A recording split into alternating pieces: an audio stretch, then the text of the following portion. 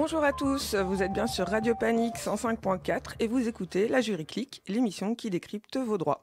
La Jury Clique, c'est une émission du Centre d'Info Jeunesse Infojeune Bruxelles, dans laquelle on essaye de vous expliquer dans des termes pas trop compliqués des lois et des règlements qui s'appliquent dans différentes parties de nos vies. Vous connaissez le dicton qui dit que nul n'est censé ignorer la loi. Eh bien, aujourd'hui, nous irons encore plus loin, car nous allons essayer de savoir comment sont faites ces lois. Nous allons donc tenter de répondre à ces questions successives. C'est quoi une loi? Comment elles sont décidées? Par qui? Mais aussi, comment peut-on contester une loi ou même la faire annuler? Et enfin, en tant que citoyen, a-t-on notre mot à dire dans les décisions qui concernent la société? Évidemment, les réponses à ces questions sont si vastes qu'on pourrait faire une émission d'une semaine, que dis-je, un siècle sur le sujet. Et nous, on a 1 heure. Donc aujourd'hui, autour de la table, nous retrouvons Florence, Dayuma et Karim. Bonjour à tous. Bonjour Juliette. Salut. Et Thomas en régie. Coucou Thomas. Salut. Alors, tout d'abord, on peut se demander depuis quand les lois existent-elles? Eh bien, il semble que depuis des millénaires, les sociétés humaines établissent des règles ou des normes qui permettent d'organiser la vie en société. Un exemple, le code d'Ur-Nammu, rédigé vers 2100 avant Jésus-Christ en Mésopotamie. C'est un code qui répertorie une série d'infractions et de peines. Alors, un exemple, si un homme est accusé de sorcellerie, il doit se plier à l'épreuve de l'eau froide. Si son innocence est prouvée, son accusateur doit payer 3 shekels. C'est ce qu'on appelait à l'époque un procès équitable. Alors évidemment, les lois ont évolué avec le temps et on constate aussi qu'elles changent selon les pays et selon qui peut les adopter. Par exemple, dans l'Antiquité Athènes, ce sont ceux qui ont le statut de citoyens qui décident des lois. Dans la France du XVIIe siècle, ce sont les rois qui, de par leur naissance, reçoivent le pouvoir, ce qu'on appelle la monarchie absolue. Et au Vatican, les autorités religieuses appuient leurs décisions sur des textes sacrés.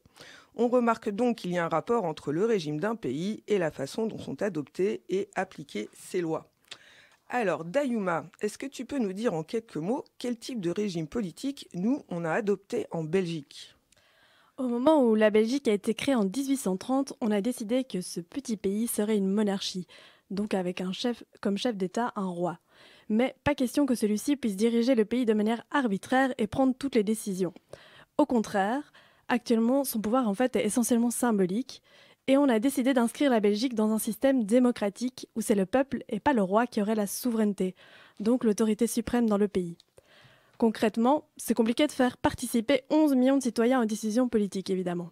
Donc on a opté pour un régime de démocratie représentative. Donc le peuple élit des représentants qui vont former une assemblée qu'on appelle un parlement.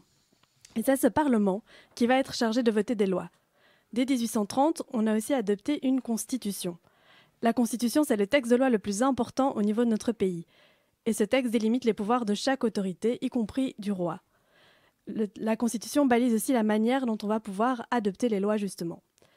Via la Constitution, on a décidé de séparer clairement les 3 grands pouvoirs. Donc on a séparé le pouvoir d'adopter des lois, qu'on appelle le pouvoir législatif, qui revient au Parlement essentiellement, du pouvoir exécutif qui exécute les lois, qui est dévolu au gouvernement, et le pouvoir judiciaire qui tranche les conflits et contrôle l'application des lois.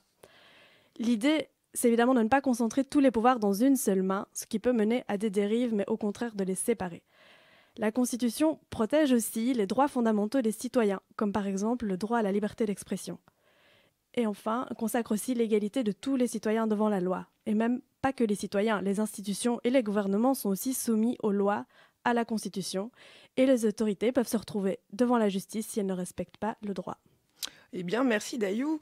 On va aller maintenant on va continuer avec toi, aller plus loin encore dans notre sujet pour savoir comment fonctionne notre démocratie représentative à la sauce belge. Donc, est-ce que tu peux nous expliquer ce qu'on entend par loi en Belgique?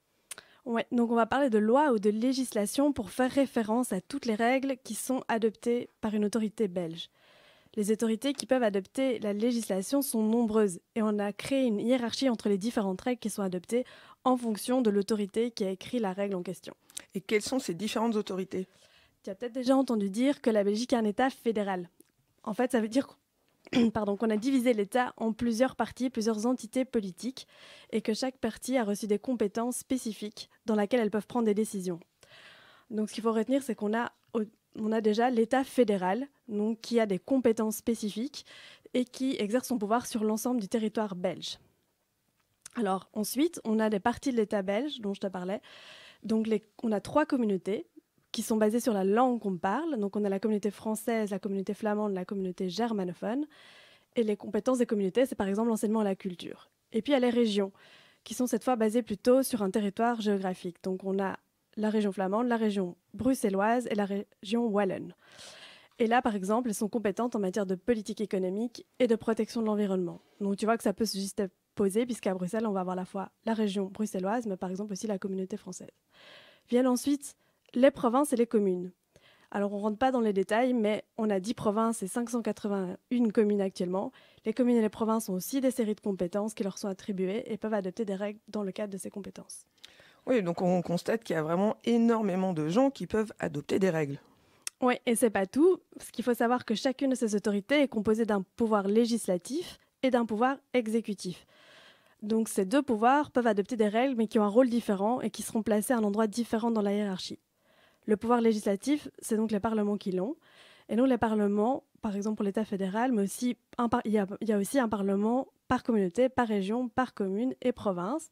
Et, sauf que pour les communes et les provinces, on appelle ça un conseil et pas un parlement. Donc le rôle du législatif, c'est d'adopter des lois, des règles de base.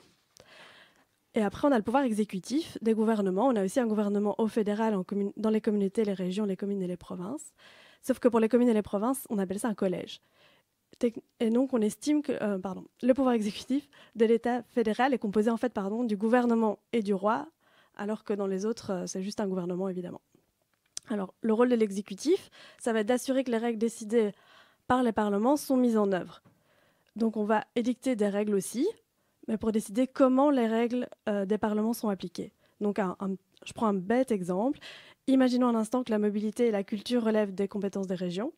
Dans cet univers fictif alternatif, imaginons que la région bruxelloise décide qu'on passera tous les jours dans le métro bruxellois des airs de piano. Et ensuite, il faudra décider en fait quel air sera joué à quelle heure. Et là, par exemple, ce sera le job de l'exécutif, alors que la règle au-dessus, c'était le job de législatif. Donc tantôt, tu nous disais que toutes les règles adoptées par ces autorités sont soumises à une hiérarchie. Mais concrètement, qu'est-ce que ça veut dire ? Ça veut simplement dire que les règles qui se trouvent en dessous ne peuvent pas contredire que celles qui sont au-dessus. Donc on reprend un exemple totalement imaginaire. Si la Constitution dit demain tout le monde doit se teindre les cheveux en bleu, imaginons maintenant que les communautés qui sont d'un rang inférieur, qui ont une compétence d'enseignement, elles ne pourraient pas décider que tous les élèves doivent se teindre les cheveux en rouge puisque la Constitution avait dit bleu. Mais bon, je te rassure, Juliette, l'État ne peut pas t'obliger à te teindre les cheveux. Bah, c'est dommage. Bon, merci Dayou. Quand même, tu me rassures. Et du coup, tu sais nous expliquer en fait comment fonctionne cette hiérarchie. Donc, il y a 4 niveaux. Donc, on a tout en haut la Constitution. Donc, on retrouve les valeurs essentielles, comment on organise l'État, les grandes lignes. En dessous, on retrouve des lois spéciales qui peuvent modifier la manière dont les compétences sont réparties entre les communautés, les régions, l'État fédéral. Donc, quand une loi spéciale est adoptée, elle est obligée de respecter les règles qui sont déjà prévues dans la Constitution. Troisième étage, on retrouve des lois, les lois normales, les décrets, les ordonnances, qui sont les règles adoptées par le pouvoir législatif, les parlements, donc respectivement de l'État fédéral, les communautés et régions. Donc en fait, ces règles, il n'y a pas de différence entre ces règles, elles sont sur un pied d'égalité, mais on parle de lois pour celles qui sont adoptées par le fédéral, de décrets pour les communautés et les régions, et d'ordonnances pour les règles qui sont prises à la région de Bruxelles-Capitale. Donc, comme je disais, c'est un pied d'égalité, c'est juste que les autorités ont des compétences différentes et ne vont pas se contredire puisqu'elles n'agissent pas sur le même plan. En dessous, au quatrième étage, on retrouve des arrêtés. Ce sont les règles qui sont adoptées par les pouvoirs exécutifs. Donc les arrêtés royaux au gouvernement fédéral, les arrêtés de gouvernement par les gouvernements des communautés, des régions. Donc tu vois, l'ordre est logique puisque les règles qui se trouvent tout en bas de la hiérarchie sont celles qui servent à appliquer les règles qui sont au-dessus. Donc c'est normal qu'elles doivent les respecter. Bah c'est tout, mais en fait, c'était pas si compliqué que ça. Bon, je rigole, hein. La Belgique, c'est quand même quelque chose. Non, et c'est pas terminé parce qu'il ne faut pas oublier qu'au-dessus, il y a encore le droit international. En gros, ça veut dire que la législation adoptée en Belgique doit aussi respecter les traités, les conventions internationales et le droit européen. Là, j'ai vraiment terminé. Eh bien, merci beaucoup, Dayou. On va enchaîner avec Karim, qui va nous expliquer comment on choisit ceux qui font nos lois. Oui, tout à fait, Juliette. Alors, pour mes explications, je vais prendre l'exemple du niveau fédéral. Parce que si je dois vous expliquer comment on élit les pouvoirs législatifs et exécutifs des différentes communautés, régions, provinces et communes, on en est encore là demain. Du coup, au niveau fédéral, on vous a expliqué un petit peu plus tôt, Dayuma, que pour faire des lois, le Parlement, le gouvernement et le roi intervenaient. Ouais, vas-y, dis-nous tout. Commence peut-être avec le Parlement. Alors, en Belgique, le Parlement fédéral est composé de 2 chambres. Il y a le Sénat et puis il y a la Chambre. Alors, vu que les compétences du Sénat ont été réduites à peau de chagrin et que les sénateurs ne sont pas directement élus par les citoyens belges, je propose, pour des raisons d'économie de temps également, qu'on se concentre sur la Chambre. La Chambre, c'est quoi? C'est 150 sièges qui sont répartis entre les différents partis politiques. Pour décider de qui obtient combien de sièges, on élit le Parlement tous les 5 ans. Tous les Belges majeurs ont l'obligation de voter, on n'a donc pas le choix. Les membres du Parlement sont élus au scrutin proportionnel, et concrètement, ça veut dire qu'un parti obtient un nombre de sièges qui est proportionnel au nombre de voix qu'il a récoltées pendant les élections. Donc, au plus un parti obtient de votes, au plus il aura de sièges. Et quand un parti obtient un certain nombre de sièges, comment est-ce qu'il décide qui, au sein du parti, va siéger? Oui, alors avant les élections, les partis proposent une liste de candidats. Et l'ordre de cette liste, en fait, il a été décidé en interne par le parti. Le premier candidat sur la liste, celui qu'on appelle la tête de liste, est en fait le premier candidat à recevoir un siège en cas de victoire. Et donc, si le parti gagne plus d'un siège, les sièges suivants sont attribués selon l'ordre de la liste.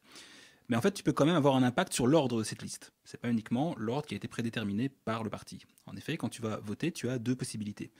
Soit tu votes en tête de liste, c'est-à-dire que tu n'as pas de préférence pour un candidat et ton vote va donc simplement au parti que tu as choisi. Soit alors, tu peux voter pour un ou plusieurs candidats de la liste d'un parti. Et dans ce cas, non seulement tu votes pour le parti, mais en plus tu indiques ta préférence pour un ou plusieurs candidats. Et cette manière de voter peut faire changer l'ordre de la liste et permettre au candidat que tu as choisi d'obtenir un siège, même s'il ne se trouve pas dans les premiers de la liste. Ok, donc ça c'était pour le pouvoir législatif, donc le Parlement. Et quid du pouvoir exécutif? Alors, comme Dayuma le disait un petit peu plus tôt, le pouvoir exécutif au fédéral, il est composé du roi et du gouvernement. Forcément, le roi, on ne le choisit pas. Mais lui, par contre, il a un rôle à jouer dans la composition du gouvernement. Le gouvernement, il est composé des ministres et du Premier ministre. Chacun a des compétences spécifiques dont il est chargé. On a par exemple un ministre du climat et de l'environnement, un ministre des finances ou encore un ministre de la santé publique. Bref, au niveau fédéral, on a donc un gouvernement qui est composé de 15 ministres. Et du coup, comment est-ce que ces ministres sont choisis, eux? Eh bien, après les élections du Parlement, le roi reçoit les présidents de la Chambre et du Sénat, les présidents des différents partis et plusieurs personnalités du monde politique et socio-économique. Alors, l'objectif, il est de tâter un peu le terrain et de voir ce qui serait possible pour former un nouveau gouvernement. Le roi désigne ensuite un formateur, dont la mission sera de former le gouvernement en fonction des majorités qui se dessinent suite à l'élection du Parlement. Ce qu'il faut savoir, c'est qu'en général, pendant les élections, aucun parti n'obtient plus de 50% des voix. Or, pour pouvoir gouverner, il faut au moins représenter 50% des voix et donc représenter au moins 50% de la population belge. Ça signifie que les partis doivent donc trouver des accords entre eux pour créer une majorité, c'est ce qu'on appelle former une coalition. Généralement, c'est les partis qui ont obtenu le plus de voix qui se réunissent. C'est par exemple la coalition Vivaldi. Par exemple, tout à fait.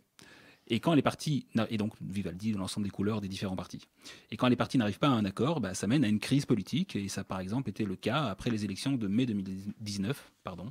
Et finalement la coalition aura été formée au bout d'1 an et 4 mois, le temps de faire un bébé, d'accoucher et de le déposer à la crèche. Donc c'est quand même pas évident du tout de former une coalition, un gouvernement finalement. Non, effectivement, et ça explique d'ailleurs que si le formateur y parvient, en général, c'est lui qui deviendra le Premier ministre de ce nouveau gouvernement. Très bien, mais écoute, merci Karim. Donc on a vu c'est quoi une loi, qui fait les lois. C'est déjà un bon début. On va faire une petite pause musicale. On va écouter Emika avec le titre Sing to Me. À tout de suite sur Radio Panique.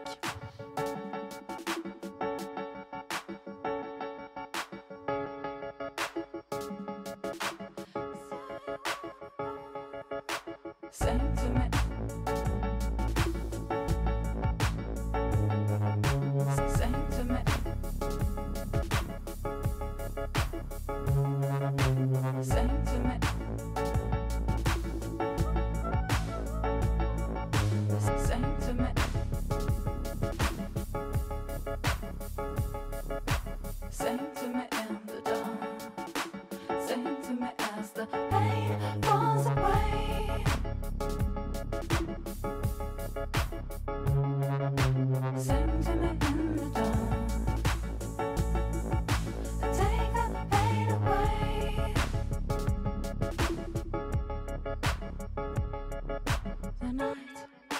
she's cold, your heart, she burns, your eyes, they cold, your tears, they burn. All the marketing, all the things you should be by now. Just sing to me in the dark. Just sing to me as the pain was away.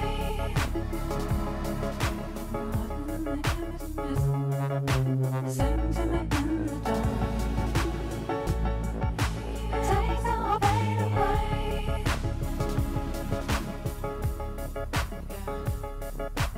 Under the noise, under the noise, deeper than thoughts, deeper than eyes can see.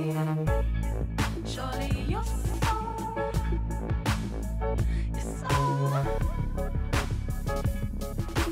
sing something to me from here.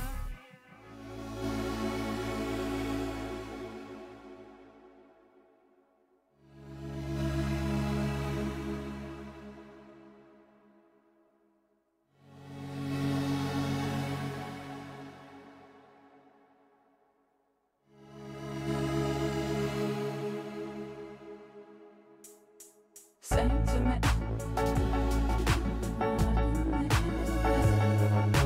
Sing to me.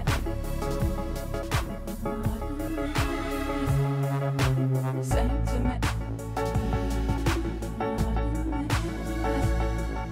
Sing to me. Sing to me in the dark. Sing to me as the pain was away.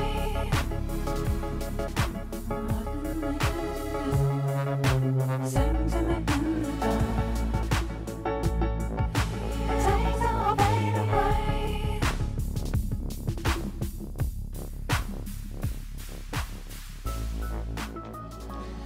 Voilà, c'était donc Sing to Me de Emika. Et vous écoutez toujours la Jury-Clique sur Radio Panique 105.4.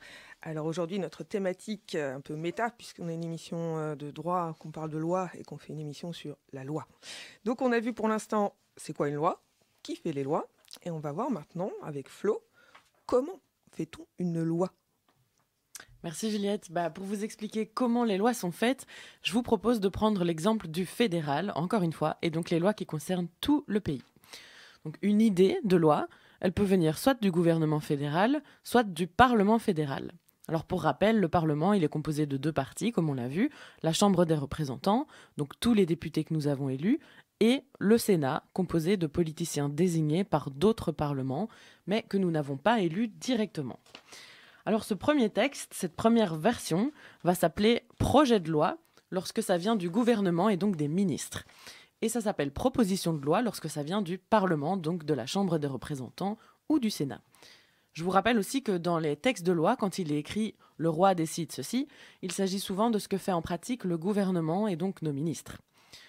Une autre précision importante, et par rapport au rôle du Sénat cette fois, le Sénat il ne peut proposer une loi que pour une liste de matières bien précises, par exemple une modification de la Constitution ou encore le financement des partis politiques.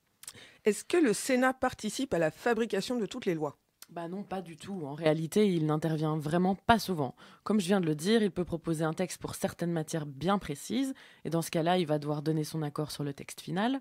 Et pour quelques autres matières, il peut donner son avis, mais ce n'est pas obligatoire. Et pour les autres matières, ça se passe comment ?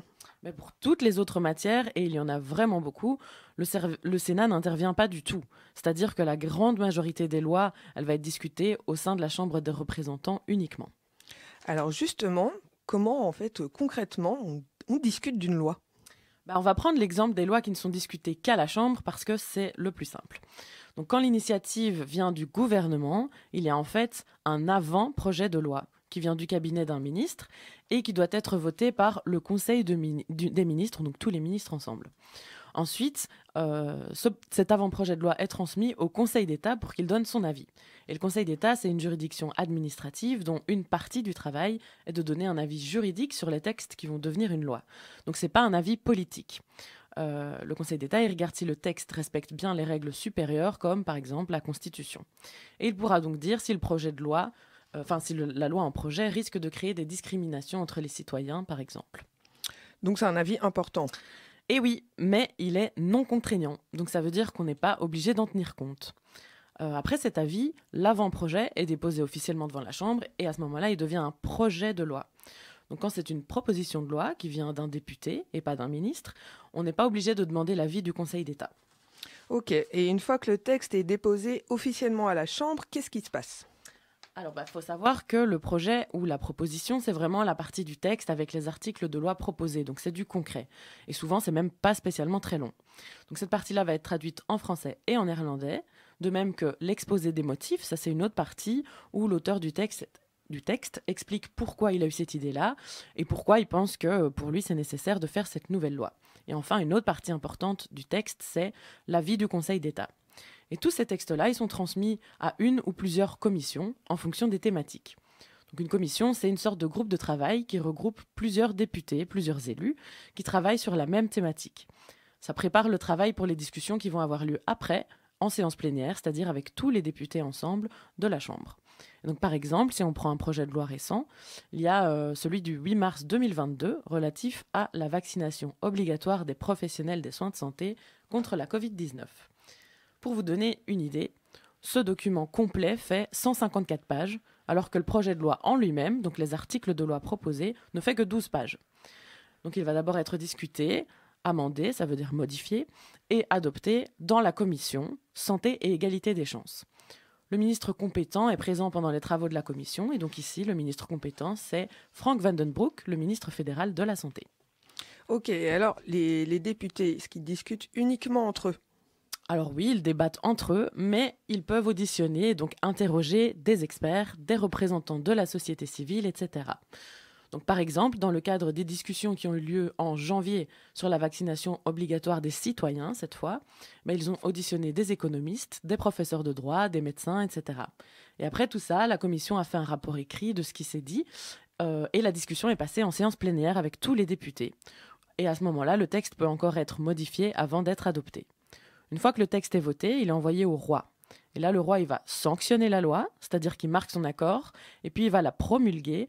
Là, ça veut dire qu'il reconnaît l'existence de la loi et qu'il ordonne qu'elle soit exécutée, et donc que le nécessaire soit fait pour qu'elle soit mise en application. Et puis ensuite, la loi, elle est publiée au Moniteur belge, donc ça c'est le journal des publications officielles, et la loi devient en principe obligatoire pour les citoyens 10 jours après sa publication officielle. Eh ben, on voit que c'est tout un processus extrêmement long qui engage beaucoup de gens. Pour qu'on ait un peu une idée du rythme à laquelle on crée, on produit, on adopte des lois, est-ce que tu peux nous donner quelques chiffres, Flo? Eh ben oui, pour vous donner une petite idée en termes de chiffres, depuis le début de cette législature, c'est-à-dire entre les dernières élections fin mai 2019 et janvier 2022, il y a eu 1332 propositions de loi, dont seulement 132 ont été adoptées et sont devenues des lois, et 236 projets de loi, dont 200 ont été adoptés. Donc ça fait à la grosse louche une nouvelle loi en vigueur tous les 3 jours. Et là, on parle seulement du fédéral. Eh ben, c'est pas rien. Donc, on voit que les gens au gouvernement ils travaillent en fait. Hein. Alors, on a vu comment en fait le processus pour faire une loi. On va voir maintenant comment on fait les arrêtés royaux. Donc, Dayuma, tu vas nous parler de ce sujet et voilà, on attend tes explications. Oui, du coup, on a parlé tantôt que les gouvernements peuvent aussi édicter des normes seuls, donc sans le Parlement, ce sont les arrêtés. Donc on a les arrêtés royaux au niveau du fédéral et les arrêtés de gouvernement au niveau des communautés et des régions. Donc ces arrêtés ont essentiellement pour fonction d'exécuter des lois, des décrets, des ordonnances. Donc ces lois qui posent les principes, le cadre général de la réglementation, et ces arrêtés qui sont là pour donner les détails de comment on va les exécuter, comment on va les appliquer, puisqu'elles sont prises par le pouvoir exécutif. Donc bien sûr, les arrêtés devront respecter ce qui a été dicté dans la loi, comme on a déjà parlé. Est-ce que tu peux nous donner un petit exemple pour qu'on comprenne bien? Ouais, donc ici, cette fois, c'est un exemple réel. Par exemple, en 2002, le Parlement a décidé qu'on allait pouvoir octroyer un revenu d'intégration sociale à des personnes via le CPS. Et notamment, donc une des conditions, c'est qu'elle n'ait pas suffisamment de ressources. Mais on a laissé au gouvernement le soin de préciser comment on allait calculer ces ressources et de déterminer quelles étaient les ressources qu'on allait prendre ou pas en compte dans ce calcul. D'accord, donc c'est complémentaire, donc c'est plus clair. Concrètement, qui écrit les arrêtés de gouvernement? C'est les ministres eux-mêmes? Pas tout seul, heureusement, parce qu'on avait vu que c'était du travail. Donc, en pratique, au sein d'un gouvernement, un ministre il va recevoir des compétences spécifiques. Par exemple, on a au fédéral un ministre de la Justice. Et le ministre, dans son domaine, va proposer un projet d'arrêté. En fait, ce projet, il est préparé en amont par toute une équipe qu'on appelle un cabinet ministériel ou une cellule stratégique. Ces cabinets sont composés notamment de conseillers qui sont choisis directement par le ministre lui-même. Et en fait, on estime qu'il y a entre 50 et 80 collaborateurs dans un cabinet ministériel. Donc, il y a du monde. Avant d'être adopté, comme pour les projets de loi, le projet d'arrêté doit être soumis à la section de législation du Conseil d'État dont nous a parlé Florence, qui va donner un avis juridique sur le texte. Le texte, il va finalement être discuté au sein du Conseil des ministres, donc avec tous les ministres du gouvernement, qui va décider d'adopter l'arrêté au consensus. Donc ça veut dire qu'on va essayer de trouver un accord entre le plus grand nombre des ministres. Il n'y a pas formellement un vote, et il n'y a pas besoin d'une unanimité non plus. Et puis enfin, il existe les arrêtés ministériels qui sont pris par un seul ministre responsable de la matière, mais pour pouvoir faire ça, il faut d'abord qu'un Conseil des ministres ait délégué ce pouvoir au ministre en question. Alors, tu nous as expliqué qu'un arrêté royal ou du gouvernement sert normalement à exécuter et mettre en œuvre des lois, et que ce sont les lois qui doivent donner le socle et les règles de base. Pourtant, pendant la pandémie, là récemment, ce sont souvent les gouvernements qui adoptaient directement la réglementation dans des domaines importants. Oui, pendant la pandémie, on a vu les gouvernements adopter beaucoup d'arrêtés dans des domaines qui, en principe, devraient être encadrés par des lois ou sur des sujets qui nécessitent un débat au sein d'un parlement. Par exemple, les décisions de confinement ou les fermetures de commerce sont des décisions importantes qui restreignent nos libertés fondamentales et qui devraient faire l'objet d'un débat parlementaire. C'est hyper important parce que ça respecte la séparation des pouvoirs et ça garantit une meilleure participation démocratique puisque tous les élus qui siègent au Parlement vont prendre part au débat, en ce y compris les élus qui ne font pas partie de la majorité qui est au gouvernement. Et donc, si le gouvernement a beaucoup agi seul pendant la crise sanitaire, c'était pour faire face à l'urgence, à la gravité de la situation. Parce qu'on a vu qu'un débat parlementaire, c'est un processus long, mais parfois les circonstances requièrent une action plus rapide, plus efficace. Mais depuis le début de la crise, il y a eu des débats pour savoir si le gouvernement avait trop souvent agi seul ou s'il n'a pas parfois de manière illégitime, disproportionnée, évité les débats au sein du Parlement. Alors on ne va pas revenir dans ce débat qui est assez complexe, mais c'est l'occasion de parler d'un mécanisme, le mécanisme des pouvoirs spéciaux qui a été utilisé en 2020 pour légitimer des décisions prises par le gouvernement. Donc par exemple, concrètement, les arrêtés de pouvoirs spéciaux, c'est des arrêtés pris par le gouvernement en vertu de lois particulières qu'on appelle les lois de pouvoirs spéciaux. Donc les lois de pouvoirs spéciaux sont adoptées au Parlement de manière exceptionnelle en période de crise et vont autoriser temporairement le gouvernement, pour une durée bien délimitée, à régler des matières qui normalement devraient être réglées par le Parlement. Les lois de pouvoirs spéciaux doivent bien préciser les objectifs, les matières dans lesquelles les mesures peuvent être prises et la durée pendant laquelle le Parlement va déléguer son pouvoir au gouvernement. Donc en 2020, les différents niveaux de pouvoir ont utilisé ce mécanisme pour donner un peu la main libre au gouvernement pour qu'il puisse agir rapidement. Mais en fait, ce mécanisme n'a pas été inventé en 2020. C'est un mécanisme qui a déjà été utilisé de nombreuses fois par le passé en temps de crise. Merci pour ces explications. C'est vrai que c'était une période où on se posait beaucoup de questions par rapport à la manière dont le gouvernement prenait ses lois, justement.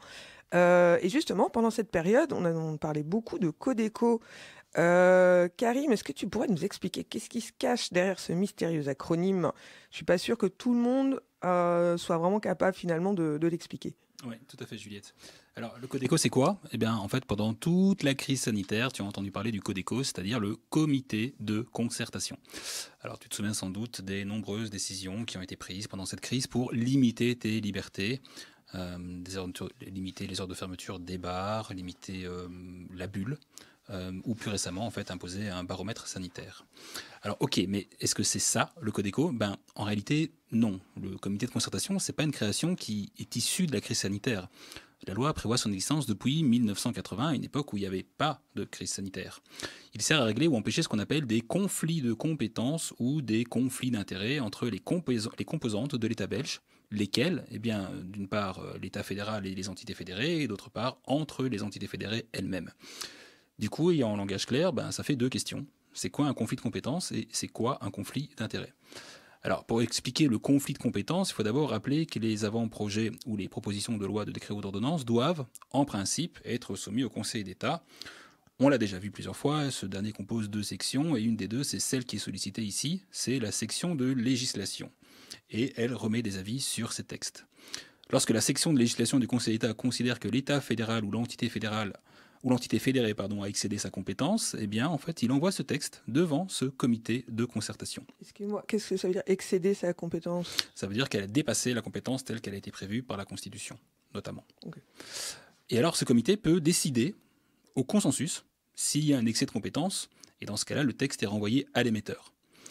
S'il n'y a pas de consensus, la procédure législative se poursuit. De toute façon, dans tous les cas, l'émetteur n'est pas obligé de suivre l'avis du comité de concertation, donc il n'y a pas de caractère contraignant à cet avis.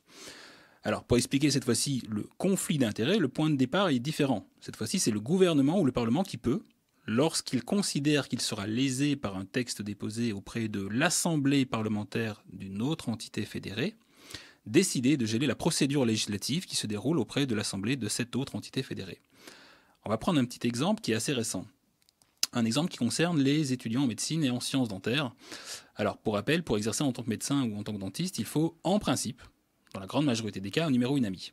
Et les numéros UNAMI, ils dépendent du pouvoir fédéral. Quant aux études, aussi bien l'organisation que l'accès aux études, elles dépendent de la communauté française. Jusqu'à présent, les étudiants diplômés recevaient un numéro UNAMI quasiment automatiquement, même s'il y a des quotas. En fait, en l'état actuel, ces quotas ne sont pas respectés. Alors évidemment, tous les ans, il y a des discussions et des débats, voire des manifestations sur le sujet. Mais souvent, les étudiants, en tout cas jusqu'à présent, les étudiants en communauté française qui obtenaient leur diplôme, obtenaient aussi leur numéro UNAMI. Alors, plus exactement, pour l'instant, il y a 505 numéros UNAMI à la fin des études, des 1200 étudiants qui ont réussi l'examen d'entrée en septembre 2021. Ça fait beaucoup. Même si les études sont difficiles, ça veut dire qu'il ne va pas y avoir assez de numéros UNAMI. Eh bien, c'est là qu'intervient la procédure en conflit d'intérêts.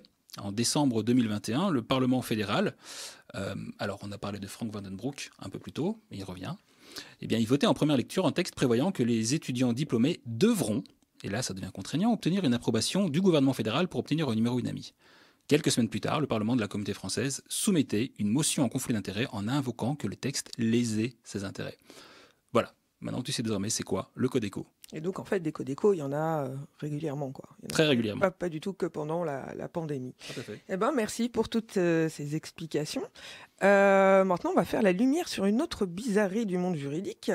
Ça s'appelle la convention collective de travail. Flo, tu peux nous en dire plus? Ouais, tellement bizarre que tu as du mal à la prononcer. Effectivement. Donc, la convention collective de travail, en raccourci CCT, c'est quelque chose de particulier dans la législation parce que c'est un domaine dans lequel les autorités, donc l'État, n'interviennent pas.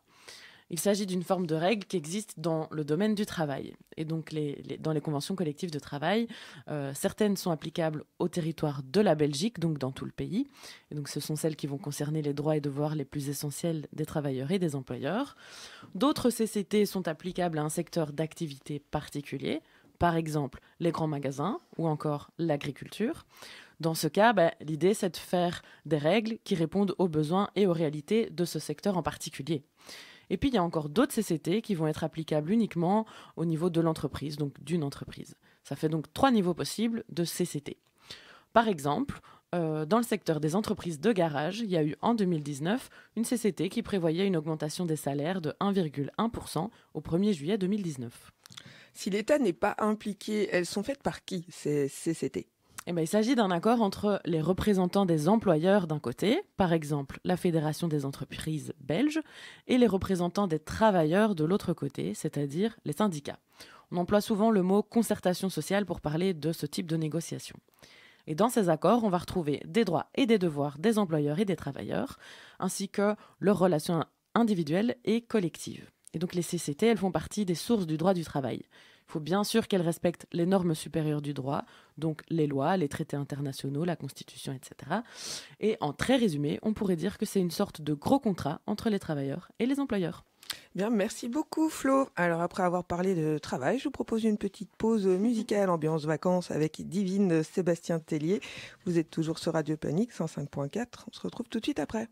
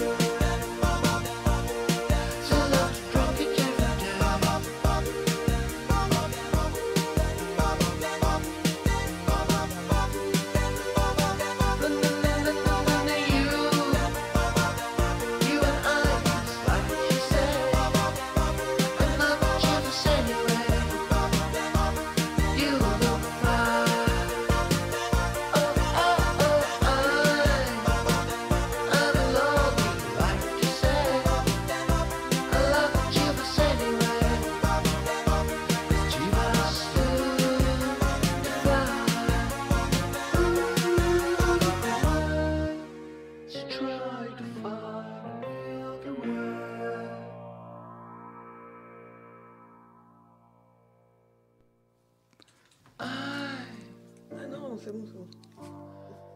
I'm alone, life to say. I'm not the cheerful anyway.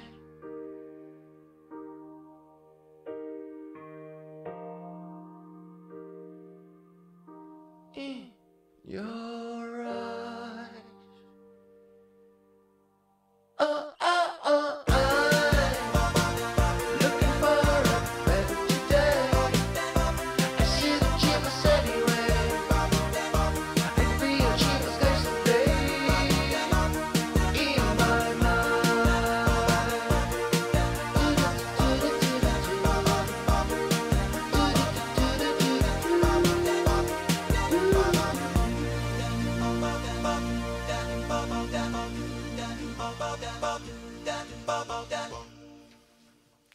Voilà, c'était Divine avec Sébastien Tellier, un petit goût de vacances en avance.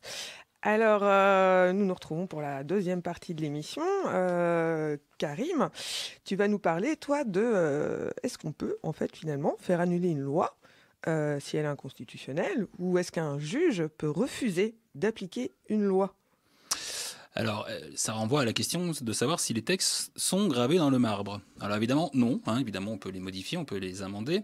Et puis, par ailleurs, ils peuvent être contestés et le juge peut parfois même refuser de les appliquer. C'est ce qu'on va voir très brièvement maintenant. Alors, dans la rubrique consacrée au troisième pouvoir que vous connaissez déjà tous maintenant. Alors, on va parler de la Cour constitutionnelle et de ce qu'on appelle le refus d'application qui se trouve à l'article 159 de la Constitution belge. On va prendre un exemple simple. En fait, la loi, elle prévoit la possibilité d'immobiliser un véhicule, donc c'est un peu technique, mais vous allez voir, c'est quand même très compréhensible. On peut l'immobiliser lorsque le conducteur qui l'a conduit, l'a conduit sans permis, ou qu'il a conduit sans permis valable, ou après qu'on ait retiré son permis de conduire. Bon, jusque-là, c'est plutôt simple. Néanmoins, il était jusqu'à présent impossible de former un recours lorsque le ministère public, c'est-à-dire le parquet, refusait de lever l'immobilisation. La loi est claire, et pourtant, on va voir que ce n'est pas aussi simple. Alors, petite parenthèse, il faut savoir qu'il existe en Belgique une juridiction particulière, c'est la Cour constitutionnelle. Entre autres choses, elle peut vérifier si une loi respecte certains articles de la Constitution ou des droits fondamentaux qui se trouvent dans d'autres textes, des conventions internationales ou le droit de l'Union européenne. Il faut également savoir qu'on peut la saisir soit directement, soit indirectement, et par l'intermédiaire d'une question posée par un juge, on parle à ce moment-là de question préjudicielle.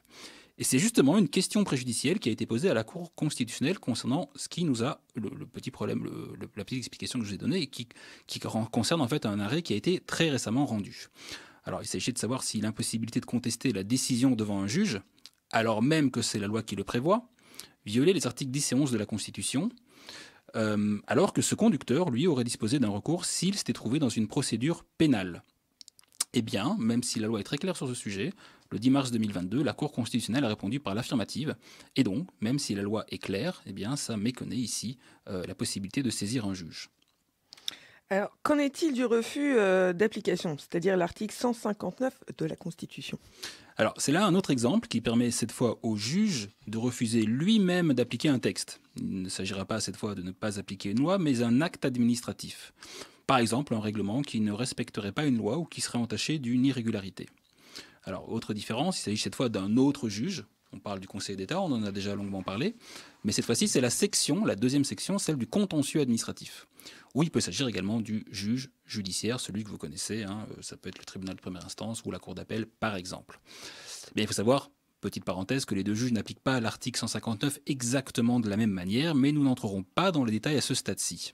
Alors, un exemple peut-être? Alors, je vais vous donner un exemple sur une matière qu'on traite souvent à Fort-Jeune Bruxelles. Eh bien, c'est par exemple un règlement des études qui ne respecterait pas le décret paysage dans l'enseignement supérieur. Imaginons par exemple qu'un règlement général des études prévoit des cas de refus d'inscription qui ne sont pas prévus par le décret paysage. Par exemple, un règlement général des études, et c'est vraiment pris au hasard, un règlement général des études qui dirait qu'on ne peut refuser une inscription pour manque de place. Et pour autant, j'ouvre une parenthèse, qu'on ne soit pas dans une école supérieure des arts où là, c'est permis dans certains cas. Eh bien, l'étudiant concerné qui se serait vu refuser l'inscription pourrait tout simplement contester la décision de justice et invoquer que la disposition du règlement général des études qui prévoit cette interdiction de s'inscrire soit écartée, sur base de l'article 159 de la Constitution. Pourquoi ? Tout simplement parce que ça ne respecte pas le décret paysage qui prévoit, dans des cas limitativement énumérés, les cas de refus d'inscription. Dit autrement, ça veut dire que le décret d'inscription va lister les cas dans lesquels on peut refuser l'inscription. Si on n'est pas dedans, on n'est pas dedans. Et donc, du coup, le juge pourrait écarter le règlement général des études. Mais alors, est-ce qu'il faut impérativement aller en justice pour faire valoir ses droits à ce moment-là? Alors malheureusement, en principe, oui, on ne pourra pas faire l'économie d'une procédure en justice. Maintenant, certains considèrent que l'administration, ici dans notre exemple, ce serait l'établissement d'enseignement supérieur, pourrait elle-même refuser d'appliquer cet acte administratif, mais c'est quelque chose qui est assez controversé. Très bien, mais écoute, merci Karim pour ces explications. On va maintenant continuer finalement, là, après cette petite parenthèse, on va continuer la grosse question. Et on va voir maintenant qu'est-ce qu'il en est de la participation des citoyens entre les élections. Parce qu'on a vu que nos gouvernements s'occupaient de nos lois, mais nous, en tant que citoyens, qu'est-ce qu'on a comme pouvoir d'action finalement entre deux élections, Florence? Eh bien, une première possibilité, c'est le référendum et la consultation populaire. Alors la consultation populaire et le référendum, ce sont deux mécanismes de démocratie directe. Ça veut dire que ce sont des situations dans lesquelles la population est invitée à voter directement sur une ou plusieurs questions bien déterminées pour exprimer sa volonté. C'est très simple, pour connaître la réponse de la population, il suffit de compter les voix pour chaque proposition. Alors la différence entre les deux, c'est la valeur juridique qui va être accordée à la réponse de la population. Dans le cas d'une consultation populaire, l'avis de la population permet simplement de savoir ce qu'elle préfère entre plusieurs propositions. C'est simplement consultatif. Les autorités sont libres de suivre cet avis ou de ne pas le faire. Lors d'un référendum, le vote de la population aura une grande importance puisque dans ce cas, les autorités devront suivre les résultats du vote. Elles y sont obligées. C'est donc réellement la population qui décide dans ce cas-là. Est-ce que ces deux mécanismes sont utilisés en Belgique? Eh ben non. En Belgique, le référendum est considéré comme anticonstitutionnel à tous les niveaux de pouvoir. Ça veut dire que c'est illégal et qu'il n'est pas possible d'organiser un référendum chez nous. La consultation populaire, par contre, elle est autorisée, mais seulement au niveau communal et au niveau provincial. Donc par exemple, en région de Bruxelles-Capitale, une consultation populaire peut être organisée à l'initiative du conseil communal ou d'un certain nombre de citoyens. Et donc il va s'agir d'une ou plusieurs questions à laquelle les citoyens répondront par oui ou par non, plutôt simple, et la participation au vote n'est pas obligatoire dans ce cas-ci. Mais les votes ne vont être comptés que si un minimum d'habitants a participé. Pour vous donner un petit exemple qui n'est pas tout récent, pendant la guerre froide en 1982, l'OTAN avait voulu placer des missiles nucléaires à Florennes, qui se trouve en province de Namur. Les habitants ont demandé une consultation populaire et 75% des votants étaient contre l'installation des missiles. Ils ont bien été écoutés puisque les missiles ont quand même été installés quelques années plus tard. Pour terminer, une chose importante à souligner, c'est que des chercheurs ayant étudié cette question ont constaté que ces mécanismes n'ont pas vraiment été instaurés à la demande de la société et donc de la population, contrairement à ce qu'on pourrait croire. En fait, ce sont plutôt les responsables politiques qui ont voulu utiliser ces mécanismes pour tenter d'apporter une réponse à la méfiance grandissante de la population envers l'État et ses institutions. Intéressant. Donc, quand on nous demande notre avis, est-ce qu'on nous demande notre avis? Et est-ce qu'on le prend en Très compte? méta. Très méta, toujours. Alors, on est toujours dans la deuxième partie de la grosse question. Et là, je me tourne vers toi, Dayou, parce que depuis quelques années en Belgique, plusieurs initiatives ont été prises pour augmenter la participation des citoyens au débat politique et pour organiser plus de dialogue en fait entre les politiciens de métier et les citoyens. Alors moi, ça m'est arrivé personnellement, je crois Karim aussi, on peut être tiré au sort. Est-ce que tu peux nous expliquer un peu ce système? Oui, en effet. Donc, en fait, depuis les années 2000, ça a commencé à émerger en Belgique l'idée de créer des assemblées citoyennes à côté des parlements qui existent déjà et qui pourraient délibérer sur des questions politiques. En 2011, les citoyens ont organisé une assemblée de personnes tirées au sort qui ont débattu toute une journée sur des sujets de société et ont ensuite fait des recommandations politiques. On a appelé ça le G1000. Par la suite, les parlements de plusieurs régions et communautés en Belgique ont eux-mêmes organisé un système de participation basé sur le tirage au sort. Donc, par exemple, en 2017, à Bruxelles, 40 citoyens ont été tirés au sort et ont ensemble formulé des recommandations sur le thème de la mobilité. C'est ce qu'on a appelé le panel citoyen Make Your Brussels Mobility. Forte de ces expériences, les communautés germanophones, françaises, la région wallonne et la région bruxelloise ont chacune mis en place de manière plus pérenne depuis 2019 des assemblées citoyennes avec les citoyens tirés au sort pour débattre et formuler des recommandations. Ces assemblées citoyennes ont été créées sur des modèles un peu différents d'une région à l'autre. Alors à Bruxelles, on parle de commission délibérative. Est-ce que tu peux nous en dire plus?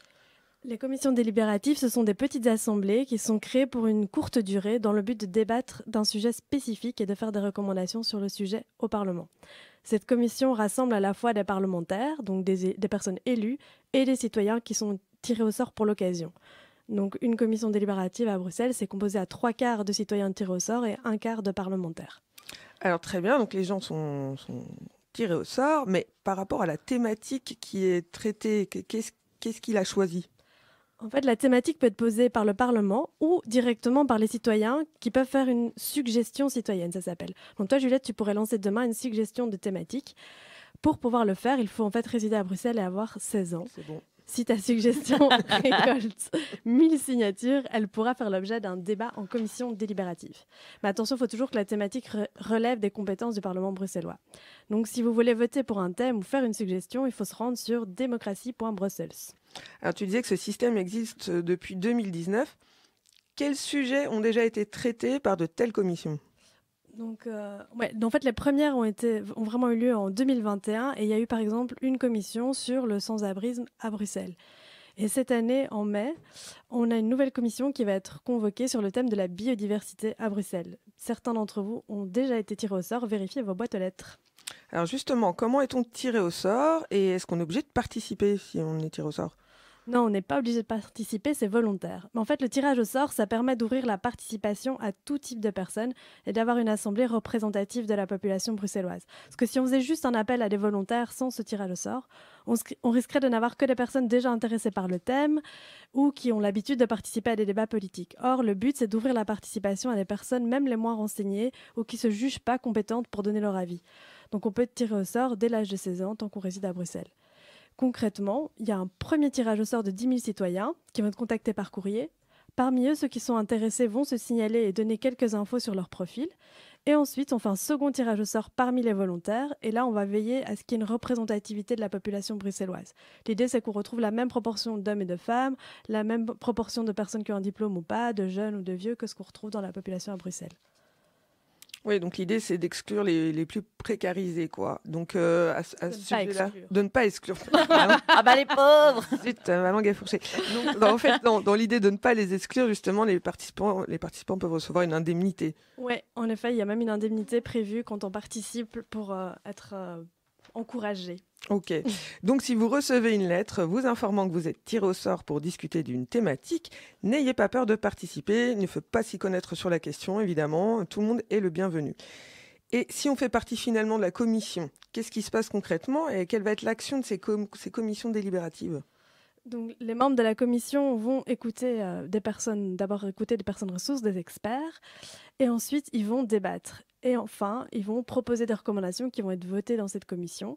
Et celles-ci, malheureusement, ne sont pas obligatoires, ne doivent pas être suivies par le Parlement, mais elles doivent quand même faire l'objet d'un suivi. Donc, elles ne doivent pas être adoptées par le Parlement, mais il y a un suivi qui sera donné aux recommandations. Ça veut dire qu'on va devoir les prendre en compte, expliquer quelle est la suite qu'on va réserver à ces recommandations.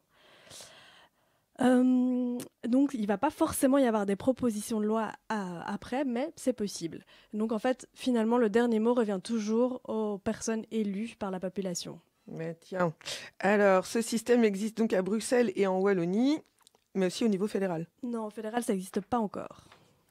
Ok. Eh ben, écoute, merci Dayou pour toutes ces explications. Est-ce que tu peux nous dire où on peut avoir plus d'infos sur ces commissions délibératives? Donc pour Bruxelles, il faut se rendre sur démocratie.brussels.be. On retrouve les différents outils de participation politique au niveau de la région bruxelloise. D'ailleurs, il est possible de consulter les recommandations qui ont été votées après chaque commission délibérative et de voir le suivi qui a été réservé à ces recommandations. Merci Dayuma. Alors on fait une ultime petite pause musicale avant de se retrouver pour la dernière partie de l'émission avec Inner Face de non pas Tom Cruise mais de Comme Trouze. À tout de suite sur Radio Panique.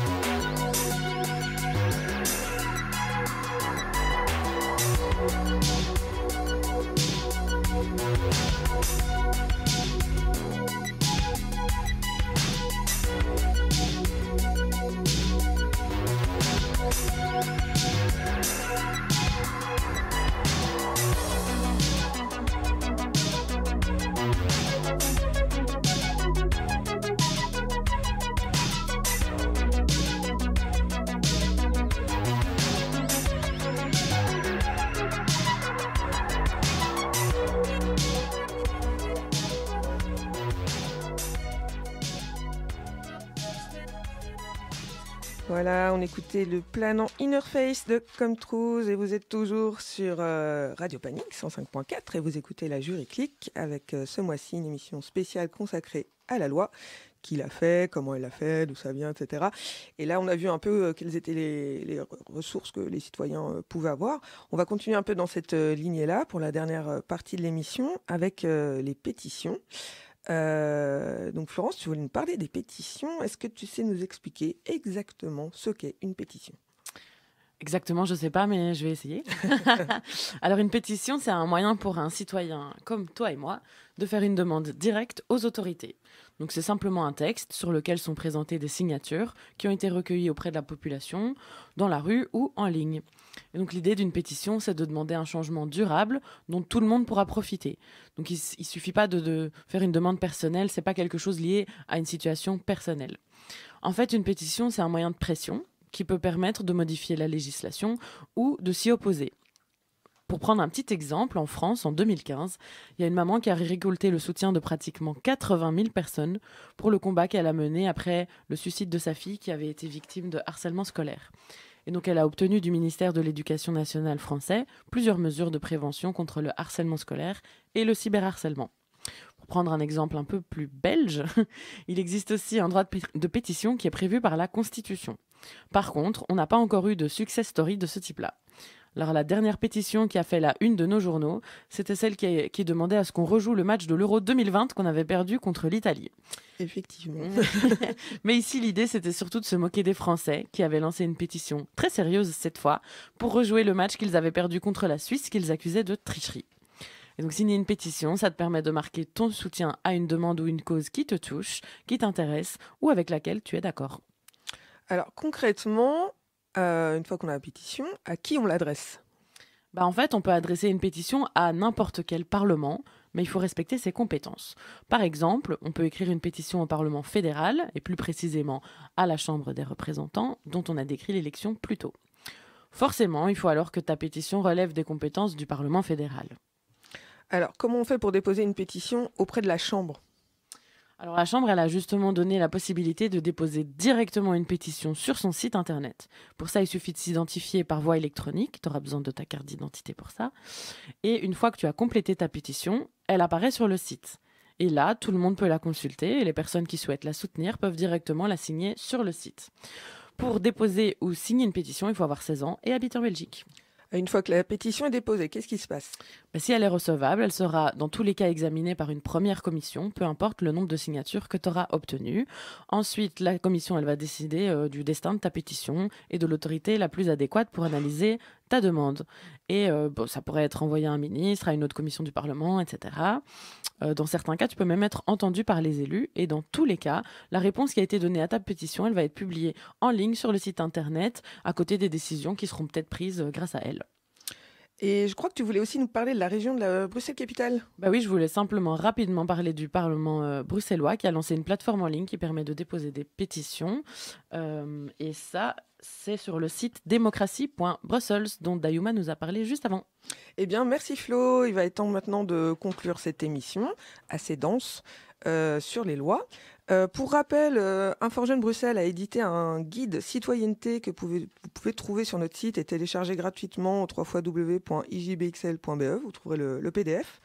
On voulait aussi vous dire que la prochaine fois, notre émission parlera du code pénal sexuel. Et enfin, on voulait vous remercier de nous avoir écoutés. Si vous voulez réécouter l'émission, vous la trouverez en podcast sur notre site. Et voilà, on va vous souhaiter un bon appétit et une bonne semaine. Au revoir à tous. Bye bye. Salut.